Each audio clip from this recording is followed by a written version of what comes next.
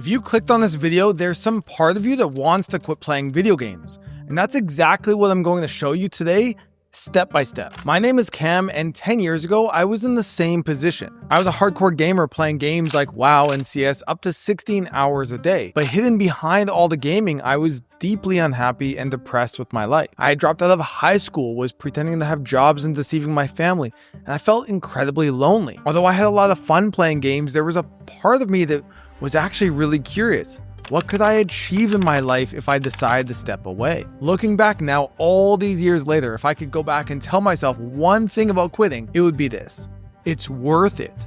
I'll share more about how my life has changed throughout the video. But for now, let's dive right into the exact 5 steps I used to quit gaming for good. And these steps haven't only worked for me, but also the thousands of other gamers just like you who I've worked with over the last decade through my company, Game Quitters. You can learn more about the work I do on GameQuitters.com. And if you're new here, be sure to say hi in the comments and introduce yourself to the community. And definitely subscribe if you haven't already. And now, let's jump straight into the first step. To understand this step, I need to take you back to the night where everything changed for me. At the time, I was in the midst of another 16-hour gaming binge. My mom had called me upstairs for dinner, but I didn't have an appetite, so the soup she made me sat cold next to me. But something about this night was different. Something terrible was taking place. As the soup sat next to me, I was sitting at my computer typing goodbye letters. There were 12 of them to be exact. One for each person in my life who still mattered to me. My mom, my dad, my brother and sister, just to name a few. The pain of my life had become too much to bear, and I decided that this actually would be my final night. But then, by a stroke of luck, my phone lit up. My friend Ainsley had sent me a text. She was asking if I wanted to go see a movie. The movie was Superbad, if you remember it. Now, as crazy as this sounds, this text would end up saving my life. But actually, it did more than that, because it woke me up. And I bet that's why you're still here watching right now. Because something in you is awake too. There's that voice in the back of your head that whispers, there's more to life than this. So while watching the movie with Ainsley, I realized I was actually in serious danger.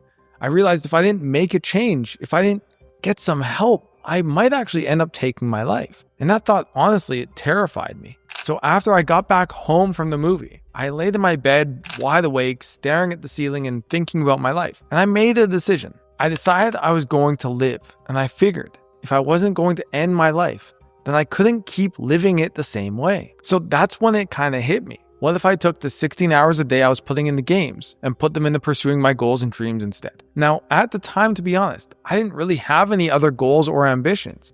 Gaming was the only thing I cared about, but I was curious. If I actually tried to achieve something in my life, what could happen? The potential of this alone got me excited, but there was something in the way. Something that would prevent me from ever achieving any of these. And that something was video games. Because of one simple reason. If I continued to play, I would never have any motivation to do anything else. I would just want to play and play and play. And that's when I realized that as long as gaming was an option in my life, it would always win, even against my own survival. Think about that just for a second. Gaming would win against studying. It would win against work. It would win against going to the gym. It would win against spending time with the people who mattered the most to me. It would win against every single thing that could make my life better. Gaming would always come out on top. Now I know what you might be thinking, but Cam, I can moderate.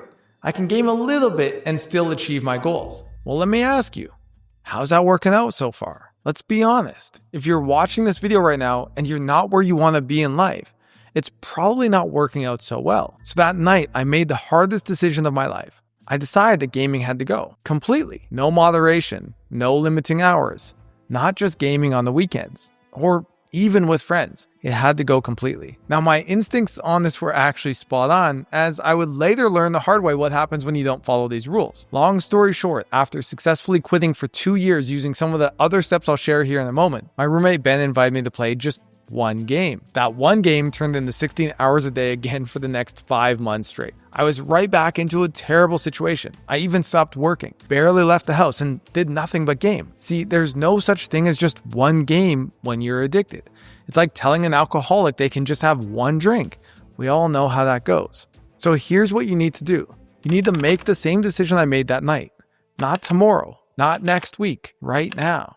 To help you do this, I want you to write down why you want to quit playing video games. You can pause the video now and get a notepad or just open up a Word doc on your PC. Now get specific. What are your reasons? The more specific, the better. Start with, I want to quit playing video games because, and just list everything. Maybe you're not where you want to be in life. Maybe you're struggling with your relationships, or at work, or at school. Maybe you feel like you're wasting your time and potential. You can share your reasons with the community in the comments. Now, doing this exercise is actually really important because usually when we stop gaming, it's when we feel inspired in the moment. Maybe something specific has happened that sparks the idea for change. But then after a few days, that frustration or pain goes away and we start to miss gaming and start thinking about all the positive things about it instead. And that's when we start to convince ourselves it wasn't so bad and we should actually go back and play. So having this list is important because you can look at it again in those moments when you start doubting yourself. Now, speaking of doubting yourself, I know what might be stopping you from making this decision right now. You might be thinking, what about all the time I've invested in games? What about my characters? What about the money I've spent? Won't quitting mean it all goes to waste? This is called the sunk cost fallacy, and it's exactly what keeps you trapped playing even when you don't want to anymore. How it works is that the more you've invested in something, the harder it becomes to walk away,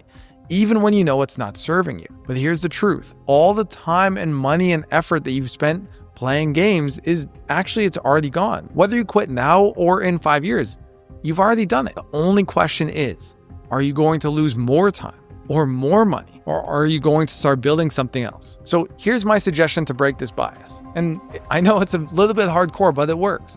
Delete your games. All of them. Delete your accounts, your characters, bin it all. Uninstall everything. I know this feels scary because trust me, I remember that feeling too. But you need to create a barrier between you and games. And once they're gone, they won't be holding you back from making this decision. So take a deep breath.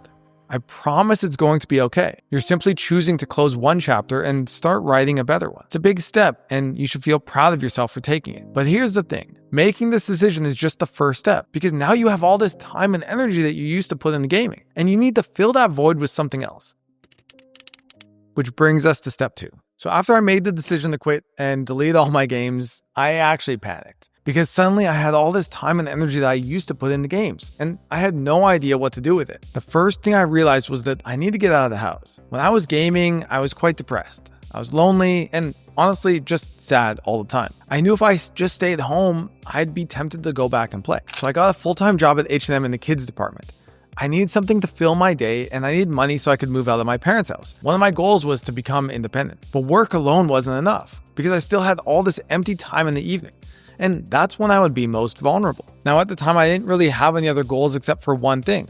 I wanted to improve my social skills and maybe get a girlfriend. So I decided to be out of the house as much as possible. I would come home from work, have a nap, shower, eat, and then I'd just go out. I went to meetup events and I went to clubs and I did it all without drinking alcohol. My goal was just to go to places where I could meet people and work on my social skills. I started going to a hip-hop dance class on Monday nights, just me and one buddy. Now, a lot of people asked us why the heck we were going to that class. And the reason was simple. It was me, my buddy, and 20 chicks. I also kept a journal of lessons I was learning and started reading more personal development books. Meeting more people led me to go on adventures like hiking, road trips, and cliff jumping. Over time, I realized I didn't like clubs so much. It was loud and hard to have conversations with people.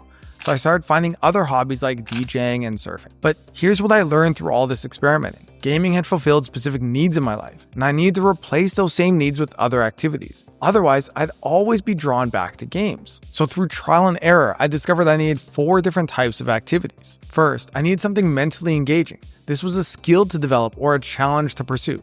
For me, that became DJing and later building my business. This replaced that sense of progress and achievement I got from gaming. Second, I needed something social.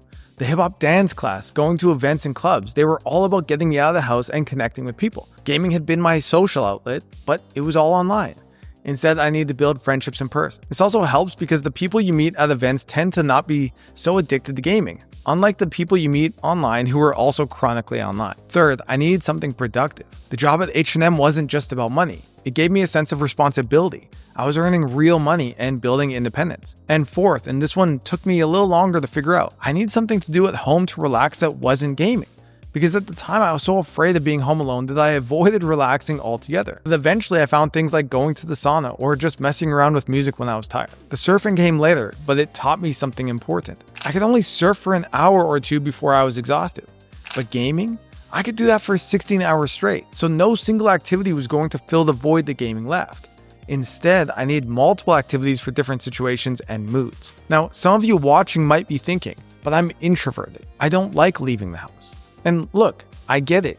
But here's the thing. If you want to make a change in your life, then you have to get outside your comfort zone. I was terrified of social situations, but that's exactly why I need to practice them. And here's another key point to be aware. You're not going to find your new passion immediately. When I first quit gaming, nothing felt as exciting as games did.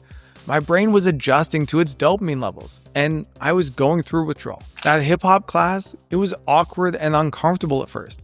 The job at H&M, not exactly thrilling, but I stayed curious.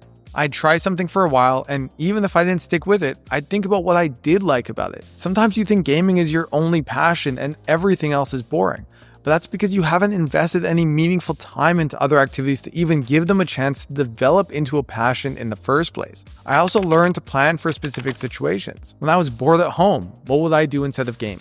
When I was stressed after work, when I wanted to hang out with friends. If I didn't have a plan, I'd default back to what I knew. And gaming had always been my default, and I always had backups. If going out was my plan for the evening, but I was just too tired, what then? Planning for this ahead of time saved me from making poor decisions when I was emotional and craving games. And I'll talk more about this concept in a minute. You also need to watch out for the biggest trap of them all, replacing games with mindless browsing, YouTube, or Twitch streams. You're just trading one screen addiction for another. Focus instead on creation instead of consumption. Build something, learn something, create something. Some of these activities might surprise you with how meaningful they've become. That job at H&M eventually led me to wanting to start my own business. DJing became a creative outlet I never knew I needed. You never know what might develop into a passion or even a career. So you have to try some new things and give them a chance. But here's what I discovered next. Having all these new activities wasn't enough. I also needed structure in my life to make sure I actually did them instead of falling back into old patterns. Which brings us to step 3. So I had the job at H&M, I was going out to events and trying new activities, but I quickly realized I had a problem. I need to keep track of when I was working and when these events were happening. So I got a calendar. Now, this is coming from a guy who used to throw his agenda out in the trash the second the teacher gave it to me every start of the semester. But when I started using a calendar, something interesting started to happen. When I had something scheduled in my calendar, I would actually follow through and do it, even when I didn't feel like it, even when I was tired or not in the mood. If it was written down, I'd go. Because here's the thing, we all have routines, whether we're aware of them or not.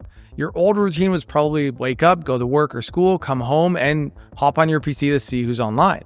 And then eventually you'd go to sleep, rinse and repeat. Now, for some of you aren't even going to work or school, you're just waking up, gaming, and sleeping. I was also reading a lot of personal development books during this time, and many of them talked about being organized with your time. That's when I started using my calendar differently. I could visually see my time and spot the gaps where I was most vulnerable to wanting to play. Let me give you an example. I'd work at H&M until 4 p.m., get home around 4:30. And if I didn't have an event that night, I suddenly had this massive chunk of time until I went to bed. So I learned to break up my time.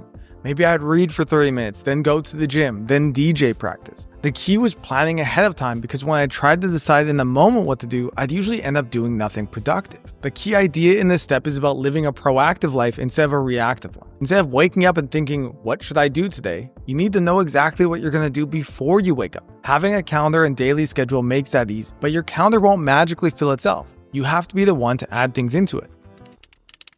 But even with the best structure and new activities in the world, you're still going to face something that catches most people off guard. Triggers, cravings, and urges to play. I'll never forget when WoW Classic was announced. At the time I was on a speaking tour, alone in an Airbnb, and suddenly I got hit with intense cravings to play. It felt like pure nostalgia, like I could reconnect with my teenage self and all the happiness I felt when I played WoW. Now, of course, my brain was only focusing on all the positive memories, completely ignoring the fact that WoW had nearly destroyed my life. The more I played back then, the worse everything got.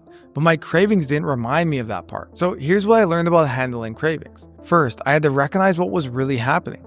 I wasn't actually wanting to play games again. I was just feeling nostalgic about a meaningful experience I had as a kid. And that's okay. But what I really wanted was to keep moving forward towards my goals, not go backwards to a past version of myself. So here's what I did. I called a friend and told them I was feeling tempted to play. That gave me support and accountability in the moment, rather than isolation where nobody would know if I relapsed. Then I got out of the house to a coffee shop, and eventually to my speaking gig. Afterwards, I called my friend again to check in. I also learned about other types of triggers like my old gaming friends. So I had a buddy named Kevin who I used to game with all the time. When I decided to quit, I asked him not to invite me to play anymore, but he kept doing it over and over and over again. Eventually, I had to make the difficult decision to stop being friends with him completely. So some of your friends will be supportive and not care whether you game or not, but others will make it all about themselves and not respect your boundaries. It's a bit harsh, but the latter simply aren't really your friend. Now, both these situations taught me something important. You need to identify your specific triggers and have a plan for them. For me, it was things like gaming news, certain friends, and being alone with too much time on my hands. For you, it might be different, but you need to identify your triggers. When you quit gaming, your brain goes through withdrawal. For the first few weeks or even months, you might have no energy. Your mood might suck. You might get irritated easily, or even have dreams about games. I know it sounds crazy, but actually it's completely normal. This happens because games are designed to hijack your brain's reward system. They provide rapid dopamine release that makes everything else feel boring in comparison. But here's the thing. It's not that other activities are actually boring. Your brain just needs time to readjust to normal levels of stimulation. Now, I have a video on how gaming changes your brain that you can watch, but research shows it takes up to 90 days for your brain chemistry to rewire back to normal. During that time, cravings will come and go, sometimes out of nowhere. Although they can feel a bit intense in the moment, here's how you handle them. First, acknowledge what's happening. When I felt that craving for WoW, I didn't try to fight it or pretend it wasn't there. I recognized it for what it was. A chemical reaction in my brain, not a sign that I actually wanted to go back to games. Second, get support. Don't try to handle cravings alone. Call someone, get out of the house, change your environment. Isolation is dangerous when you're vulnerable. You can come join us on Discord to be around peers who can help you navigate cravings when they appear. The link to Discord is in the description as well. Third, remember why you quit. Look back at that list you wrote in step 1. Remind yourself of all the reasons you wanted to make the change. The good news? Every craving you overcome makes you stronger. Each time you choose your new life over your old gaming self, you're literally rewiring your brain back to normal. But overcoming cravings is just part of the equation. The real transformation happens when you find something bigger than gaming to live for, which brings us to our final step. And honestly, this might be the most important one of all, because quitting games is only the beginning. The journey is really about living a meaningful life and learning what that means to you. For me, it started small. My first goals were simple. Get a job, improve my social skills, move out of my parents' house. Then they evolved into getting a girlfriend, starting my own business, and moving to the US to escape cold Canadian winters. But here's what's crazy. My goals kept expanding beyond anything I could have ever imagined when I first quit gaming. Remember at the beginning when I told you that back then I had no goals, no dreams, no ambitions. Gaming had taken them all. But I was curious. What would happen if I took that 16 hours a day and put them into other goals and pursuing something real instead? Well, there's no way if you told me back then when I first quit that I'd be where I am today. I wouldn't have even been able to imagine it. Like, get this. I went from being a high school dropout to publishing 3 peer-reviewed research papers and speaking at places like the International Conference on Behavioral Addiction in Japan. Just think about it just for a second. I'm a guy who failed at everything academic. I didn't even graduate high school, and now I'm speaking at conferences that are 100% academic. In fact, usually I'm the only one there without a PhD. So if you're watching this and you aren't sure about what you want to pursue or what you can accomplish beyond gaming, I get it. I couldn't have imagined any of these things at the time either. But look what happened when I got just curious enough to give it a try. I'll just share a couple highlights just for a second. I've given 2 TEDx talks that have reached almost 3 million people. I went from being afraid to leave my house to traveling to more than 30 countries, and many of them by myself. After my TEDx talk, I thought I actually had a goal, pursued it, and achieved it. So what other goals do I have? The next day, I backflipped out of an airplane in Colorado. I've been to places like Tanzania 3 times, building wells in rural villages. I've lived in an amazing sea view villa in Thailand for the past 4 years. I got to race my dad around go-kart tracks and get mango shakes on the beach with my mom when they visited. I managed to fall in love and actually recently got married. And now we're planning to start a family. But here's what really matters. I built a life I don't need to escape from. The point isn't to brag about what I've accomplished. The point is to show you what becomes possible when you stop settling for a virtual life and start building a real one. Remember that night I told you about when I was writing those goodbye letters? I never could have imagined that 10 years later, I'd be here talking to you now, having helped tens of thousands of people break free from gaming addiction, having traveled the world, having got married and found love. I had no idea what was possible when I first quit gaming. I was just curious enough to give it a try. Now, that's a lot about what I've done, but what you might be wondering is, how do you even start? It starts with having a vision. You don't need to have it all figured out right now. I certainly didn't, but start with something simple that excites you. Even just a little bit. Maybe you want to learn a new skill you've always been curious about. Maybe you want to travel somewhere you've only ever seen on Instagram. Maybe you want to build real relationships, start a business, or get in the best shape of your life. What I learned about pursuing goals is this. Make them specific. Instead of, I want to get better at guitar, say, I want to learn these 3 specific songs. And give yourself deadlines, like signing up for an open mic night where you have to perform. And find people to hold you accountable. You can share your goals in the comments or on the Game Quitters Discord. And just think about it like this. You've spent years developing skills in gaming. You know how to learn complex systems. You understand progression. You can handle challenges and setbacks. These are valuable skills that transfer to real life. But the most fulfilling goals aren't just about personal achievement. They're about contributing something to the world. They're about creating rather than consuming. The truth is, your life without gaming will be so much more exciting, more rewarding, and more meaningful than any game you've ever played. You just have to make the same decision I made that night, to stop escaping from your life and start building a new one. So what are you waiting for? Your new adventure? It starts now. To help you on your journey, I interviewed a gamer named Caleb who struggled to quit gaming for over 7 years and then managed to do it. And you can watch that by clicking the video on your screen now. And I'll see you there.